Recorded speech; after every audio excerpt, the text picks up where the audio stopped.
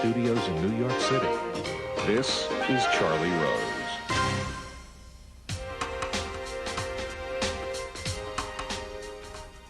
George Will is here. He is a columnist for the Washington Post Writers Group and a contributing editor of Newsweek magazine. In 1976, he won a Pulitzer Prize for commentary. His seventh collection of essays is called With a Happy Eye, But America and the World, 1997 to 2002. I am pleased to have him back at this table. Welcome, sir. Glad to be with you. Great to have you here. Now, what do you just put these together occasionally, sort of go back through them and organize it? About every 5 years. Yeah. Discard 4 out of 5, keep ones that are on, I think, lasting principles of involving recurring issues of our time. Is a column your best? I mean, what's your best length? I think I probably dream in 750-word chunks. You know, you get to the end and you stop.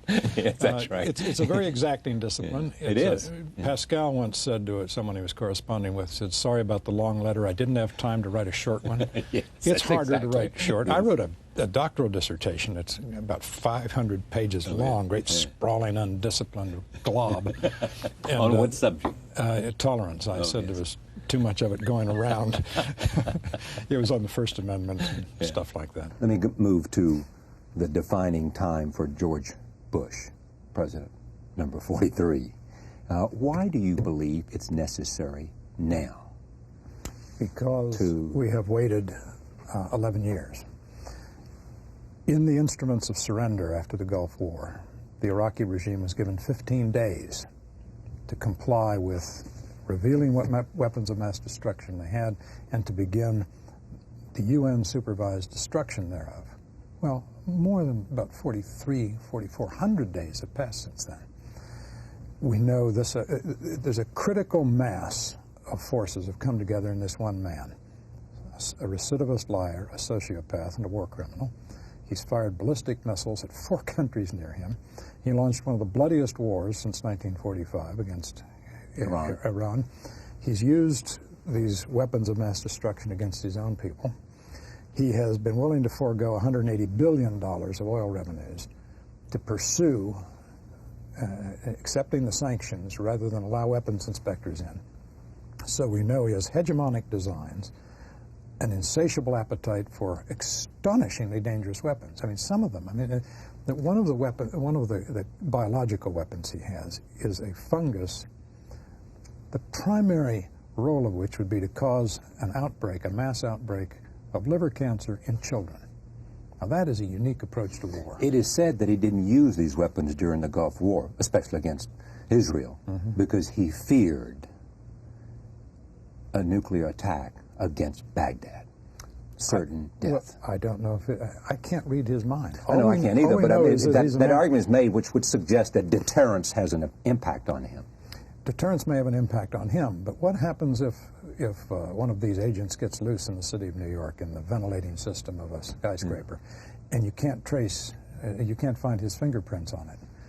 The only safe response to people who cannot be deterred, who are suicidal, such as Al-Qaeda, or those who can operate through such people, is to go and get them before they come to us. I'm presenting you with a parade of arguments that you have heard before and discussed before, and the President addressed some of them. One is we assume, and I assume you are, that he is sui generis, that this is in fact a one-of-a-kind on the face of the planet. No, I don't think that he is. I think he, combined with the combination of forces I just described, is quite unique. Okay.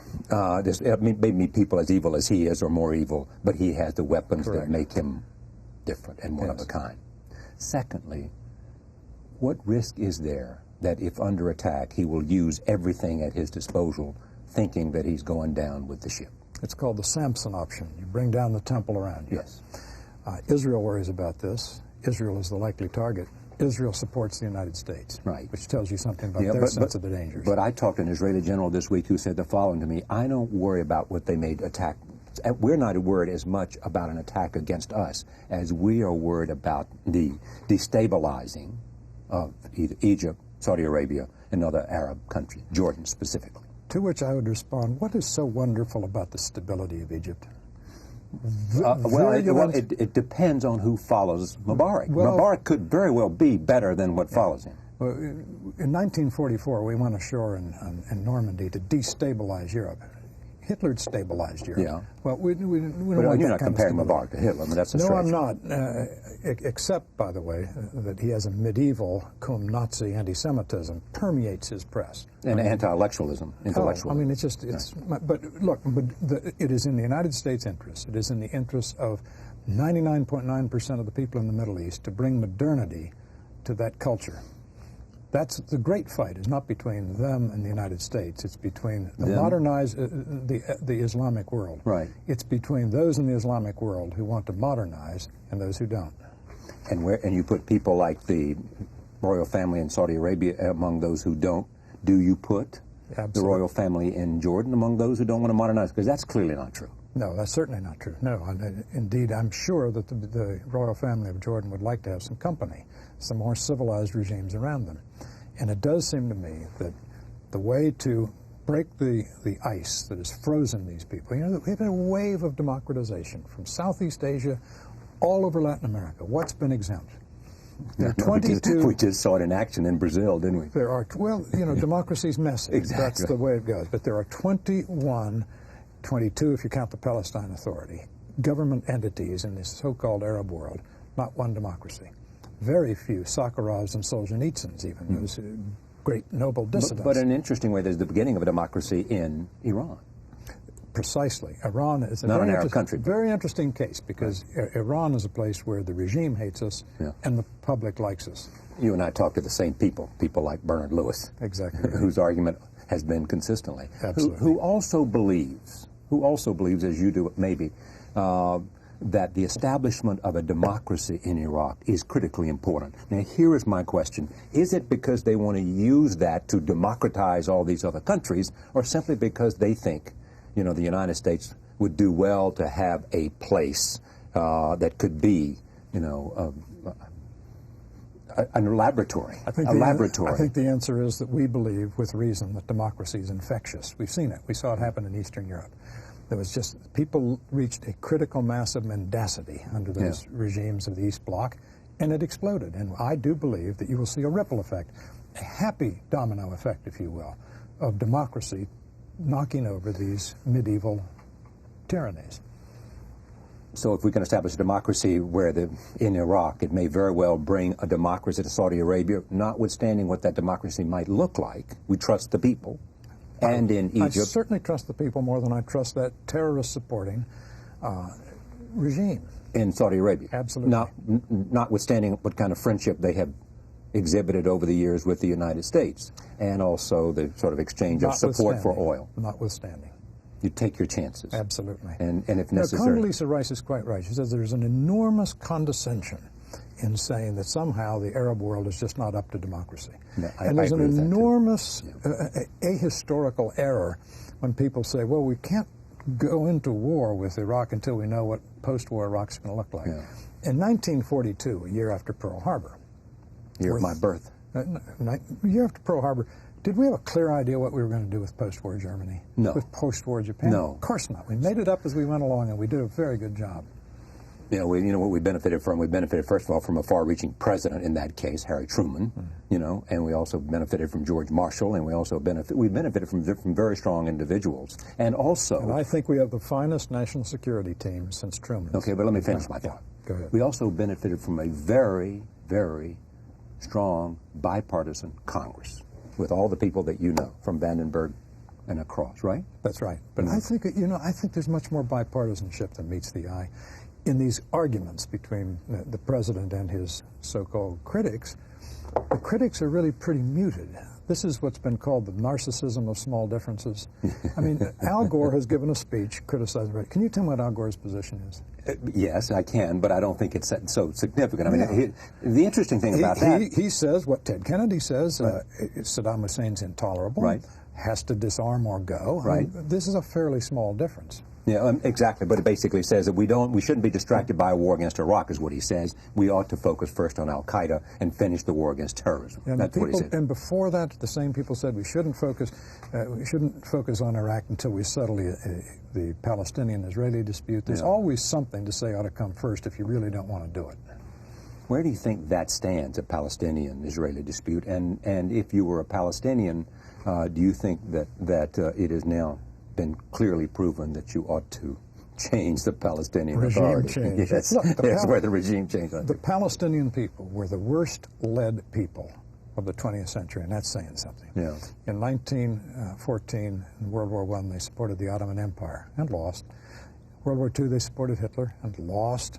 Cold War, they supported the Soviet Union and lost. In the Gulf War, they supported Saddam Hussein and lost. Aren't they tired of this? It is time for better leaders, and they're going to have to do something to save themselves. Yeah, but it's not our place to choose those leaders at all. That's right, but it is our place. Or Sharon's place. It is our place to tell them there's a severe price to be paid for following people of whom Abba even once said, the Palestinian leadership never misses an opportunity for missing an opportunity. A very gifted man, and that's the most eloquent thing that people remember him as having said. But you think it has no consequences in terms of the war against Iraq? None. Has no consequences for our relationships within the Middle East community and on the conflict between the Palestinians and the Israelis? I really don't. Have any nations mobilized militarily to support Arafat? No. We've been said, it's always said, watch out, the Arab street will rise up in support of Arafat. Doesn't happen. People of the Middle East know that the Jordanian government in 1970, under the late King Hussein, probably killed in one September, Black September, killed more Palestinian fighters than Israel has killed in 50 years. The bloodiest war in the Middle East, far and away, was the Iran-Iraq War. It had nothing to do with the Israeli-Palestinian dispute. So the Middle East is perfectly capable of being a cauldron and a bloodbath without blaming the Israelis or that dispute. I realize you're not a military strategist. Do you think this will be a quick and easy conflict if it comes to that? Fairly quick, yes. Do you really? I do. Because their military is probably a third of what it was. Our military is probably twice what it was in 1991.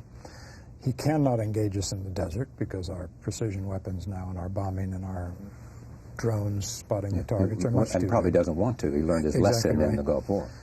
There is every reason to believe that there will be a weakness in the chain of command by which he controls his forces. One of the interesting lines, used first by Don Rumsfeld in congressional testimony and last night in Cincinnati by President Bush, when he said, officers in the Iraqi army will be wise not to obey orders to use weapons of mass destruction. Through the public airways, and I'm sure surreptitiously, we are communicating to the Iraqi military that a Nuremberg defense, that is, I was only obeying orders, won't work. We are saying that they will be adjudged war criminals, and to bear that in mind. Do you think they're this is part of, well, I do. This is part of the psychological warfare operations of a war that has already started, I believe. How do you measure our success in, and again, this does not suggest an indictment of the fact that we did it. How do you measure our success in nation building in Afghanistan? It's put mildly, a work in progress. Yes, and the president, a difficult work the in president, process. I think, admits this. This was part of his education as president, is to say that his hostility to nation building was radically revised when he saw what a failed nation, Afghanistan, a vacuum, gets filled with. Political nature abhors a vacuum, and when it fills up with the Taliban and the leakage of violence to these private groups, essentially, like Al-Qaeda, then you have to say, well, I revised that. We're going to have to get into the nation-building business. So if we're in the nation-building business in Afghanistan, we may be in the nation-building business in Iraq. That's Where different else? in Iraq. It's different in Iraq because Iraq is a big, rich country with a middle class, with universities. And these are not warlords. They are of a different nature in terms Correct. of what causes their conflict among them. Correct. Nevertheless, they are in conflict. There is no single, strong opposition force. That's true. As they had in the north in Afghanistan. That's true. And in the south. But, you know, regime change didn't just arise as a subject recently. We did it in Grenada, Panama, Serbia. Would the world be better off if Milosevic were back in Serbia? No, but what's Noriega in Panama? but should we live in a world in which there's some respect for, it is argued, some respect for international law? Yes. And we should. Absolutely. And therefore, Where do you draw the line, and what is the standard when America engages in some kind of preemptive action, as it did in Panama, as it did? Or, as the doctrine is called 400 years ago, anticipatory self-defense. Elizabeth I, and thinking that there was indeed an armada heading her way, sent out the British Navy to preemptively attack Spanish ships in Portuguese and Spanish harbors. That's called preemptive attack. The most successful arms control measure of our lifetime was the Israeli attack on the Iraqi reactor in 1981. The Israelis were denounced for preemption, for unilateralism, and aren't we glad they did it? We certainly are. Because Kuwait today would be the 19th province of Iraq, because they would have had nuclear weapons in 1991. Okay, but I still come back to my point. That makes a very good case that there are times in which we would be better off if there was some kind of preemptive action. Yeah. I still look for what's the standard for determining what's appropriate and not appropriate. Is there a Bush doctrine coming out of all this? You know, you can't have general rules as you have in mathematics. Okay, but you got to have some sense of... Sure. You got to say that with respect to any civilization, any society has to have a generally accepted code. I understand, but this is not a code like a commercial code. I know that, but it is code in terms of things that you think are necessary for the world to live in some degree of balance. The relations between nations is a science of single instances, if you will, which is to say no science at all, because everything is always different. But again, we come back to the fact that what we have in Iraq is a unique critical mass, a unique constellation of dangers. The weapons, the man, the record. Okay, then, as I think the President is saying, I don't see that kind of constellation of dangers anywhere else. Correct. Certainly not in Iran. Correct. Certainly not in North Korea. Correct. Although they were both nominated for the axis of evil.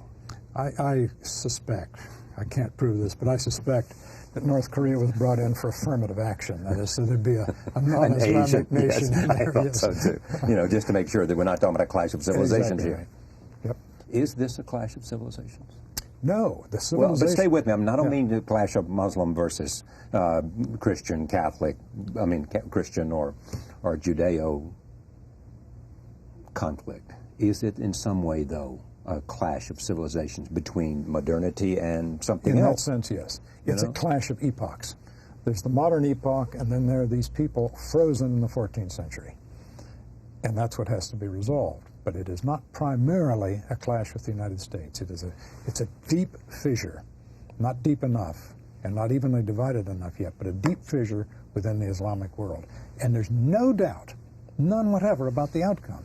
Modernity is going to come there. Okay. You've heard all these before, but it's nice to hear you say them on this program. Why haven't we generated more support for an argument that you believe is so easy to make?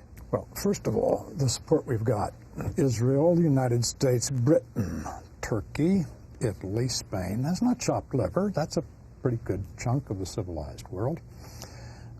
True, we don't have some members of the... Three, for example. Well, France. Yeah, France. Russia. China. Yeah, well, China, the authors of the Tiananmen Square massacre, we can go ahead without their moral benediction, I think. They may be pleased by this because, they could say, here comes Taiwan, and, it's the idea of... I don't think so. No. No, it does seem to me... That's called the question that's really... called self-defense. The question really comes down to why Europe is behaving this way. Well, that's partly because, it seems to me, Europe is today, wants to think of itself as a political expression, and it is still a geographic expression. They don't have an army.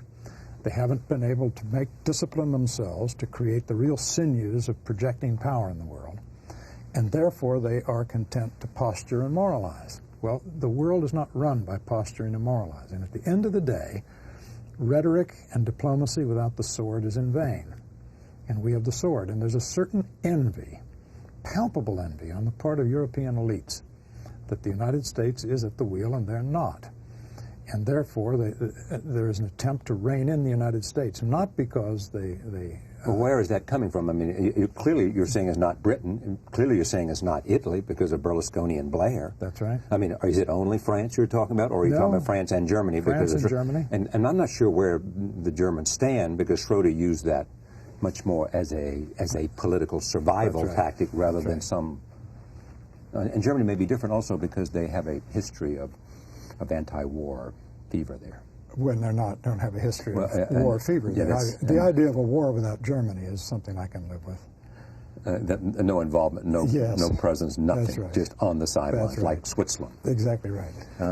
George Bush, tell me what you see in him and how you see him different today than the man who ran for president in some 2.5 years ago. He's extraordinarily comfortable in his own skin. And the most amazing thing to me, Charlie, is this. Someone said to me 2 years ago that George Bush would not only achieve a connection with the American people that I think only 2 other post-war presidents have had, Eisenhower and Reagan, but that he would achieve it by his rhetoric. I would have been dumbfounded because... it says something about the power of speechwriter. Well, no, because... It does. George Bush is not... Okay, let me explain why. Now, you're right. He has one of the most brilliant speechwriters in our history, Mr. Gerson. Right. But it's not just when he's delivering these set speeches, as in Cincinnati, the UN, West Point, Citadel, Berlin, the ones that have shaped his doctrine. Right. But it's when he's out there leaning on a lectern talking to a bunch of carpenters in Pittsburgh that he does have a connection that seems to me quite striking, which is why his post-September 11 job approval rating is much higher and more durably high than Franklin Roosevelt's was after Pearl Harbor, which is why perhaps Senator Cleveland, Max Cleveland of Georgia, who doesn't have a record of supporting the Bush administration, has supported the president's war resolution, knowing as he does that Mr. Cleveland, is up for election, and George Bush's approval rating in Georgia is 71%. Tom Daschle said over the weekend that he will probably end up supporting the president. The only person I know specifically, 2 people I know specifically have said they would not support it as it stands today, the resolution, is Ted Kennedy. I heard him say it. And Paul Wellstone may have said it. I'm not sure. Yeah. I would assume he might have as well. I mean, this thing's going to pass with at least 70 votes, don't you think? Oh, much more than that, sure. 90? That's right. No, look, Mr. Daschle wants many things, but most of all, he wants to change the subject. He wants to have the remaining days of this election. There are, about 27 days between now and election day. He wants it to be on what the Democrats consider their issues: prescription drugs, patients' bill of rights, minimum wage, all that stuff. Yeah. And time's a wasting, Charlie, because the election started. There are all kinds of states, more and more, are going to early voting. Anyone can get an absentee ballot. You can vote online. The election's underway in a great many states, and still the subject hasn't been changed. Small wonder Mr. Daschle will do anything to get this subject behind him. Well, I mean, that may very well be true, but I mean, I think he obviously may feel strongly that, in fact, in the end, as long as he's made his points, whether you think they're right or not, about the nature of the regime after Saddam or the nature of the place after Saddam, or feeling that it would be better. Don't you agree that it would be better to have UN support than not? It would be marginally better to have just marginally. Just marginally. Why do you say that? Because what is the UN? Again, the General Assembly is nothing. The Security Council is a mirror, and its permanent membership is a frozen, broken mirror with a reflection of 1945 in it. Would you please tell me what France is doing there? India's not there. Indonesia, Brazil, the great nations that have emerged since then. And we have this picture of Potsdam Conference, practically. The UN is a very marginal, minor utility player. So would you also like to see an abolition of the veto in the Security Council? No, they can veto all they want. I just don't want undue respect given to their vetoes. You really think it has no... would you like to see the UN abolished? No. So because what? You think that it's healthy to have some kind of debating society? It can be useful, sure. It can be useful. It can be a useful arena. It has been at various points. But a lot of people that you respect feel strongly. Brent Scowcroft being one, Jim Baker being another, George Bush 41. If you look at what they did in 1991, that it is in your interest to go and get international support. And it's better to have these other countries with you on the takeoff so that they can participate on the landing, to use an old, terrible cliche. I couldn't agree more. But what I really get the president I adhere to on this is John Kennedy, who, when the Cuban Missile Crisis started, addressing the nation, says that we want to go international body, get international approval, but we're going to do this anyway, which means he was saying there's no veto here, and we're not paralyzed by indecision, and we're not uncertain of the virtue of our cause. We're just like, we would like their opinion. Do you think it is the same peril today from Saddam Hussein as it was from Cuban missiles in 1962? It could be worse today because the Soviet Union did have a structure of command. We understood the Soviet Union did not want war. It took risks. It wanted the fruits of war, but it didn't want war. Our arsenal at that point in 1962 was so much greater than theirs. I mean, it was no contest who was going to win that showdown. The problem today is we could wake up tomorrow and Saddam Hussein could say, by the way, I have a nuclear weapon, and by the way, I've delivered it. It is somewhere in some great American city. I'm not going to tell you where, of course, but I can detonate it when I wish. Then what do we do? And he's just the kind of guy to do it. Do we have any doubt? Does he have the ability to do it? I don't know, and I don't want to wait to find out when he proves it. As the president has often said, we don't want, and said last night, we don't want the smoking gun to issue a mushroom cloud, and as Don Rumsfeld has said, a smoking gun only smokes after it has been fired. What do you think of the Secretary of State? I think he's a man devoted knowing what you have written. Devoted to avoiding war, which is a virtue, particularly in a Secretary of State. Or particularly in a general. I think that's true. I think every president has three implacable adversaries: the press, the Congress, and the State Department. And I mean that. And why the State Department? I think because there is an Arabist bent to it, if only because there are 21 or 22 embassy jobs open in the Arab world and only one should be in Jerusalem. It's in Tel Aviv, our embassy. I do believe that the State Department has far too many holdovers from previous administrations. I believe the State Department is full of people who do not support the president's policies and do not wish him to be reelected. Who is your intellectual hero? Intellectual hero. Of all time? Yeah. In our country, John Marshall. And really, the founder, really, of the modern Supreme Court. 38 years as Chief Justice, the maker of our nation. Yeah. Are you a Hamiltonian man? More Hamiltonian than Jefferson. How about more Hamiltonian than Franklin? Probably. Probably. But Franklin died just as the formative era was coming. But a couple of new biographies have come out about him. One from Edwin Morgan up at Yale, and also Walter Isaacson down at CNN. Yep.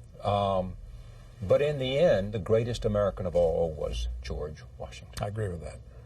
We were having an argument about this the other night. Yeah. And I came down. I grew up again in Lincoln Country. Yes. And he's the second greatest, but the second greatest. The indispensable man was Washington. Now, I know de Gaulle once said the graveyards are full of indispensable men, but the fact is he was. No Washington, no United States of America as we know it. And understood when to step aside in the interest of a greater country. Exactly. The greatest thing he did was the yielding of power, because he could have kept it forever. George Will has a new collection of columns called With a Happy Eye But, America and the World, 1997 to 2002.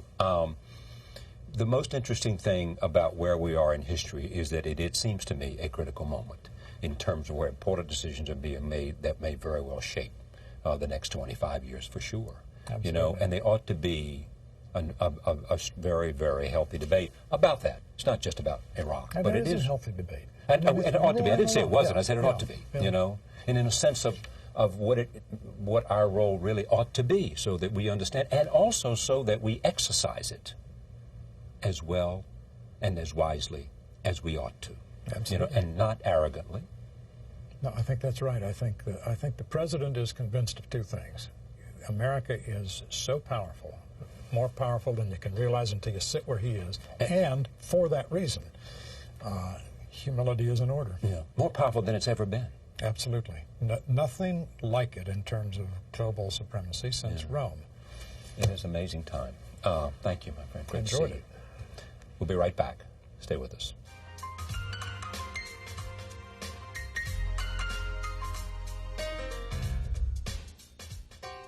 Michael Moore is here. He is a journalist and documentary filmmaker who takes an unconventional look at America.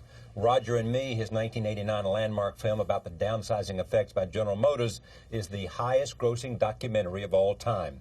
In his latest film, Bowling for Columbine, he examines guns and violence in American society. Here is the trailer for the film.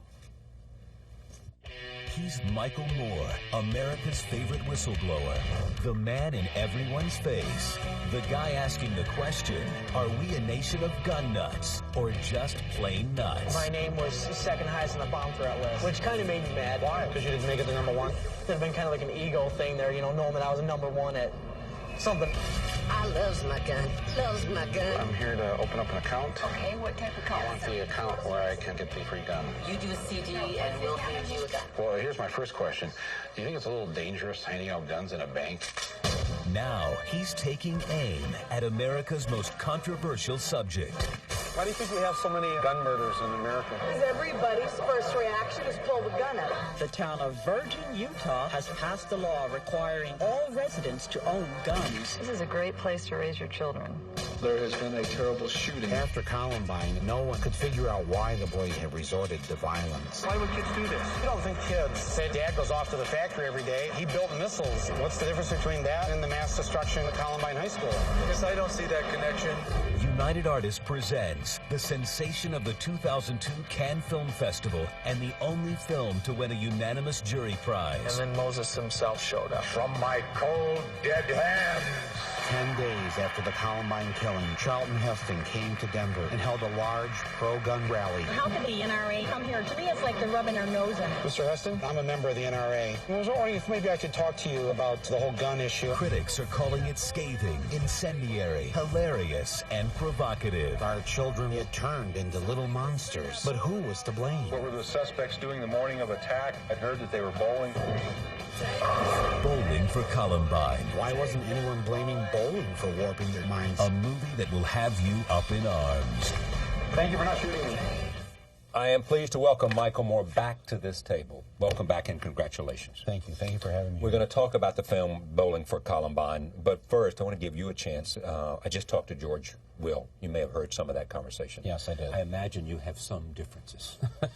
Where do we start? A few. Okay, tell me where you come down on this. I mean, now George makes sense in some cases. Well, no, I don't think he made any sense. There's no threat. I'm going to say there's no threat from Saddam. Here's the thing. In every great lie, and I believe there is the big lie being perpetrated on the American public by the Bush administration with this weapons of mass destruction, et cetera, et cetera. But the best lies, the ones that work, have a strong kernel of truth to them. The big kernel of truth to this lie is that Saddam Hussein is a really bad guy. This is not a good guy. All right? And corollary, he has and wants weapons of mass destruction. As do a lot of bad guys in this world. Okay, but the point is he has it. Yes. And wants it. I'm much more concerned that Pakistan has the bomb and India has the bomb, and they seem hell-bent on wanting to go after each other. To me, that's a much more threatening situation in terms of a potential nuclear war than whatever Saddam is up to now. And I cannot forget my history here. The history of this is that we supplied him with these weapons. We gave him $4 billion in aid during the 80s.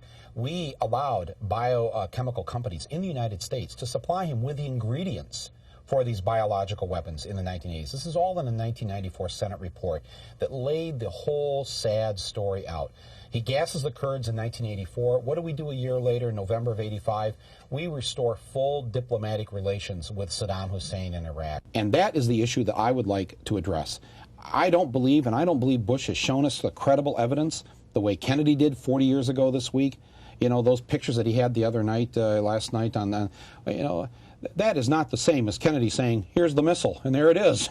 Yeah. Here's the missile silo, there it is. You know, I just, you know, look, you and I, we live in New York City.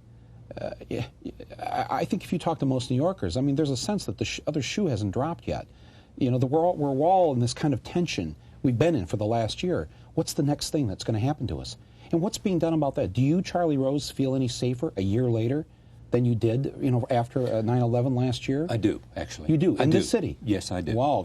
No, I may be the first one you've ever met. Yeah, well, I want what you have then, because I personally don't feel that way. Do I believe that it's possible that we could have another serious attack against New York City, this place that I live and love and most of my friends live?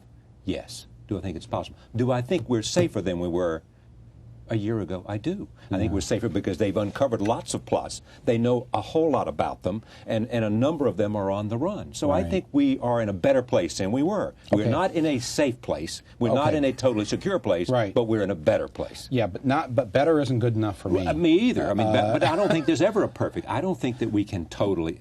But why aren't our energies going down that road? I think instead of Saddam Hussein? Saddam Hussein is not going to hurt you or I today or tomorrow, sitting here in New York City. So why? Let's take George Will's hypothesis. How do you know that if, in fact, I mean, suppose the Israelis had not done what they did, he was very close to developing a nuclear weapon and might very well have used it in a bloody war against the Iranians. Might have used it if we tried to thwart his march into Kuwait and have occupied Kuwait and said, look, I just want Kuwait, I'm not going to Saudi Arabia, and I've got a bomb, and stop right there. He might have done that. Does that argument have any weight? Yes, it does. Yes, it does. Absolutely. Yeah. I think if you can prove that somebody is up to doing something like that, that you have every right to act in self-defense to stop him from doing that. But George Will and others, and I think the President have laid that out as they see it. Now, you may say it hasn't proven it to you, but they have laid it out. It hasn't proven it to most Americans. It's still today, the poll shows, he only gets 46% of the public backing a unilateral war against Iraq. And it's an the majority of Americans are not behind this yet. I don't disagree with you there. And I don't think, and I hope they won't be. Yeah, listen to this. This is the lead story in the Washington Post about Bush, and I was caught by this sentence. This is like the fourth paragraph by Karen DeYoung. Bush spoke in a televised speech aides said was scheduled so that he could explain his Iraqi policy directly to the American people. Although it seems likely that the resolution Bush seeks will pass both houses of Congress by the end of the week, polls show that public support is waning. Now, that's what you believe. That's right. That's the more we learn about this, the less we support it. That's right. That's right. Because people trust their own common sense, and nobody feels that their lives are being threatened by this.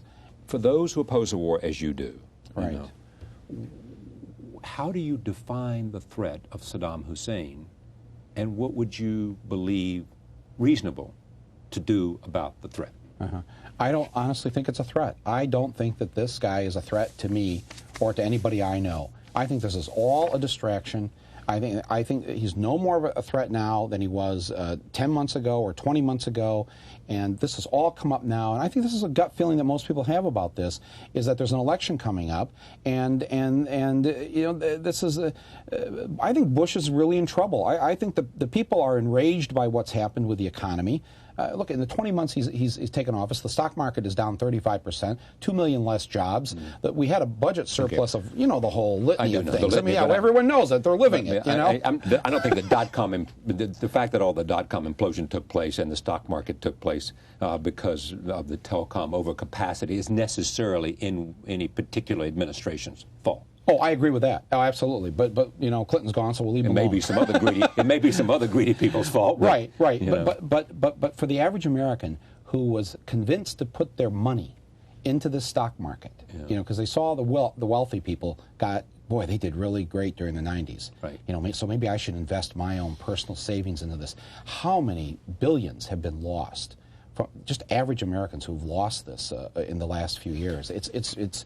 I'm telling you, people are they're looking for a reason to get their revenge, and I think the revenge will come at the expense of the Republicans on November 5th. I believe very strongly in this. And I think the Democrats will win control of the House. You believe? That's right. Absolutely. Yeah, have the potential to. I mean, the Democrats are great for blowing it and knowing how to. Did you read Tom Friedman's column over the weekend? Yeah, right. The headline was, "Where are the Democrats? Where are they? Hello, where did they go?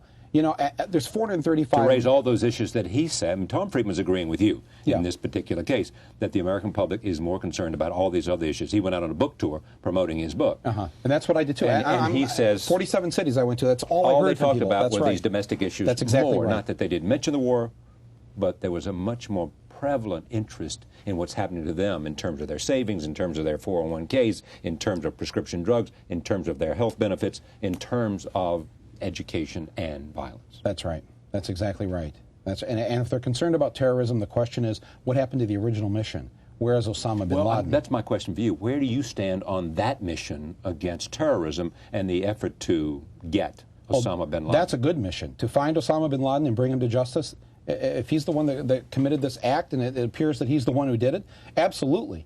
Absolutely. But again, we should have been doing our job. Again, I hate to go back into history a bit, but none of these events operate in a vacuum. What's been the most radicalizing event or person on your mindset about the way the world works? About the way the world works? Yeah, or the way the United States works. I mean, what you've just been described. Or the establishment works. I mean, what has shaped you and your political thought?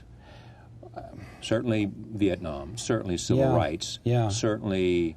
Well, probably most importantly were the parents I was raised by. I was raised in an Irish Catholic home. In Flint, Michigan. In Flint, Michigan, by working class parents. And the lessons that they and the good sisters taught me while I was growing up resonate with me to this day, that we will be judged by how we treat the least among us. That a rich man will have a more difficult time getting into heaven than a camel will have getting through the eye of a needle. I mean, these are the lessons that we were taught, and I believe that there was a lot of truth to that. And I remember certain things as a child. I remember Holy Thursday Mass in 1968, coming out of Mass. It's April 4th, 1968. And one of the parents had gone to the car to warm it up or whatever and turned the radio on, and a bulletin came on, and he hears the bulletin, and he shouts out to the others of us coming out of Mass, "They've just shot Martin Luther King!" And a cheer goes up amongst many of the people that were coming out of church. Wow. And as a 13-year-old, I couldn't understand why anybody would cheer the killing of another person. I mean, I wasn't a political person then or whatever. I wasn't that aware of civil rights or whatever, but I didn't understand. And we're coming out of Mass. Tomorrow's Good Friday. You know what? It was just things like that. I guess they just sort of stuck in my head and through my life. And what my parents always taught me about injustice and doing the right thing and standing up for what you believe in and following your conscience. And so all of that had great impact on me. And then we lived in a time where 9 boys that went to my high school came back in a coffin with a flag draped over it.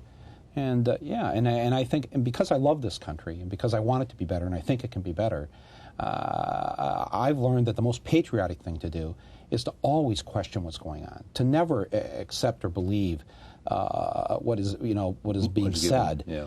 George Seldes, I don't know if you remember him, was a muckraking journalist from the 40s and the 50s. Had this great quote. He said that all governments are run by liars and nothing they say should be believed. And that was his ethos of journalism, that they have to prove to you that they're telling the truth. Yeah. There's another caveat to that, is that we ought to always be skeptical but not necessarily cynical. Oh, I agree with that, and I'm not a cynic. Yeah. I'm actually a very optimistic person. I believe that the skepticism, if applied properly, can actually move people and affect change, and things can get better. All right, let's roll tape here. We'll get back to Charlton Heston in a moment. This is where Michael opened a bank account in a bank. In Michigan. In Michigan, so that he can get a free gun, because they got 500 of them in the vault? In the vault, yes. All right, here it is. I'm here to open up an account. Okay, what type of account would you? I want the account where I can get the free gun. You do a CD and we'll hand you a gun. We have a whole brochure here that you can look at. Mm-hmm. Once we do the background check and everything, it's yours to go. Okay. All right, well, that's the account I'd like to open. We have a vault, which at all times we keep at least 500 firearms. 500 of these you have in your vault? In our vault. Wow. We have to do a background check.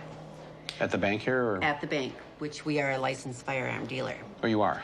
Mm-hmm. You're a bank and a licensed firearm dealer. What do I put for race? White or Caucasian or? Caucasian. Caucasian. Oh, I knew you were going to make me spell the Caucasian. Is that right? Yes. Thank you. I don't think that's the part they're going to be worried about. Have you ever been adjudicated mentally defective, or have you ever been committed to a mental institution? Oh, I've never been committed to a mental institution. What does that mean? Have I ever been adjudicated mentally defective? It would be something involved with a crime. Oh, with a crime. Okay. So if I'm just normally mentally defective, but not criminal. Exactly. There you go, Mike. Okay, thank you very much. Wow. I have one personally. That's a nice section. It is, and it's you got one straight shooter. It's a straight shooter, let me tell you. Wow. Sweet. Well, here's my first question. Do you think it's a little dangerous handing out guns in a bank? That should repeat the question. You were saying to him, don't you think it's a little dangerous to have so many guns in a bank? Right. And he said, no. No. So you're off. You got a gun in a bank. Right. And what is this this is the point to be made here, is that it's so easy.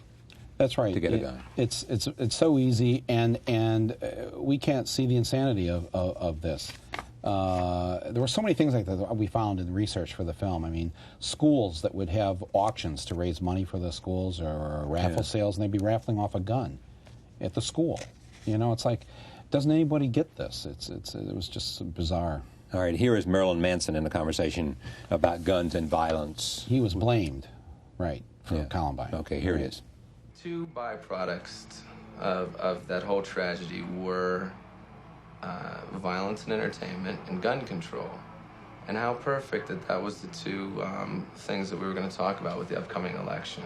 And also then we forgot about Monica Lewinsky, and we forgot about the president was shooting bombs overseas, yet I'm a bad guy because I've sang some rock and roll songs. And who's a bigger influence, the president or Marilyn Manson? Do you know, I'd like to think me, but I'm going to go with the president. Do you know that the day that Columbine happened, the United States dropped more bombs on Kosovo than any other time during that war? I do know that, and I think that that's really ironic, you know, that nobody said, well, maybe the president had an influence on this violent behavior. No, because that's not the way the media wants to take it and spin and turn it into fear, because then you're watching television, you're watching the news, you're being pumped full of fear. There's floods, there's AIDS, there's murder, cut to commercial. Buy the Acura, buy the Colgate. If you have bad breath, they're not going to talk to you. If you got pimples, the girl's not going to f*** you. And it's just it's a campaign of fear and consumption. And that's what I think that it's all based on, is the whole idea that keep everyone afraid and they'll consume. Mm-hmm. And that's really as simple as it can be boiled down to. Right. If you were to talk directly to the kids at Columbine or the people in that community, what would you say to them if they were here right now? I wouldn't say a single word to them. I would listen to what they have to say, and that's what no one did. What did you discover when you visited Littleton? Well, you know, it's hard to go there. You feel real bad for the community. It's a tough thing, you know, for them to have to go through. The scariest thing about it is that it is so normal. It is so much like every other suburb. There's nothing wrong or bad about Littleton, you know, or weirdly different that this tragedy would occur there. That's what makes it more scary, that it literally could happen anywhere. These kids were honor students. They were skipping their Eastern philosophy class when they started the shooting. But then I asked one of the parents, I said, who's the biggest employer here in Littleton? What's the number one, you know, private employer?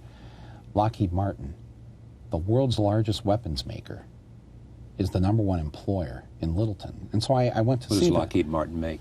Well, they made the MX missile. Right. They're very much involved in now the new Star Wars program. And so I went there and spoke to the people there, the executives. Do you see any kind of connection here between, you know, the sort of all these forms of violence that exist in our society, including yours? And they said, oh, of course not. You know, we, as Americans, we don't use these missiles or these bombs that we make or these bombers to just, you know, react in anger like these kids did. We don't just go after somebody because we don't like them. Well, of course, that's exactly what we have done. And then I show in the film a whole history from Mossadegh in Iran, who we helped to overthrow, democratically elected president. Right. Then the next year, that's right, Arbenz in Guatemala, democratically elected, we overthrew him. That's right. We helped to assassinate, or I should say we approved the assassination of Diem in South Vietnam. That then opened up and led to that conflict. Kennedy administration. Kennedy administration. You go on and on and on this history. Pinochet, Allende, September 11th, 1973, our involvement in that coup, again, a democratically elected president. I mean, this is the rap we have, you know, around the world, and I don't like that. I don't want to be known as somebody who supports that and funds that with my tax dollars. We also have a very good rap around the world. Absolutely, too. people love Americans. No, that's very true. Really they do. No, they do. They love us as people. Well, they love the values that they love a lot of the values that they believe and the ideals that we have. Exactly. The American dream. Exactly. But my point is, in this film and the other things that I've done, is that I don't want that American dream to be just a dream. I want it to be a reality for us and for the people that we share this planet with. All right. Let me just make one last point because I'm out of time. 2 points I want to make. One, so you go see Charlton Heston. Yes. You know, who's by then head of the NRA, right? Yes. You go to his house. Yes. You have a conversation with him. Yes. He ends the interview. Yes, he walks out on of me, his own out of his own house. Now, what is it you said that so infuriated you? Well, he thought I was there to have a gun control debate with him. And basically I was saying to him, you know, I kind of agree with you. Guns don't kill people, people kill people, except I would alter it to guns don't kill people, Americans and kill you're not people. anti-hunting and all that. Not anti-hunting. And the right to defend yourself. And I just said to him, but why did you go to Columbine? Why did you go to Denver 10 days after that massacre and have that big pro-gun rally? You know, just rubbing people's nose in it. And then in my hometown of Flint, Michigan, a little 6-year-old boy shot a 6-year-old girl to death in school. And he, a few months later, shows up there to have a big rally and you know, just, here we are, and we don't care, you know? And it's like, why do you do that? I mean, don't you think these people deserve an apology from you? And he says, you want me to apologize to the people of Flint and Columbine? And just gets up and he walks out. And, you know, but it's what he says before that I think is what people are going to find very stunning. Because I asked him why the difference between us and Canada. And he said? He says, the problem in America is our mixed ethnicity. And I said, our mixed ethnicity? And then he catches himself and he goes, well, I don't want to go there. We had enough problems with civil rights. And it's a very chilling moment, the way that he interjects race. But it connects to much of the rest of the film in terms of our culture of fear and how race is used in that and how, you know, Charlie, the central question that I'm asking here is that if we can't, our American ethic, you know, the way that we look at and build our society here, if we won't even guarantee that our children can have a doctor if they get sick, we won't even have universal health care for our kids. If we would do that to our own children, what would we do to the children of Iraq or any place else? This is what I want to change. I want us to be better. I want us to aspire to something a bit better than that. And I think in doing so, we'll create a less violent society here at home. And we will not export this violence anymore around the world. And we will not train and fund nutcases like Saddam or Osama bin Laden, who eventually come back to harm us in very tragic ways. Bowling for Columbine opens October 11th in New York and L.A. and nationally on October 18th and 24th. The 11th, the 18th, and the 25th. Somewhere there you'll find a theater. You'll find a theater somewhere there. Michael Moore, who speaks his mind through books and through film about the way he sees the world. Thank you so much. Thank you, Charlie. Thank you for joining us. See you next time.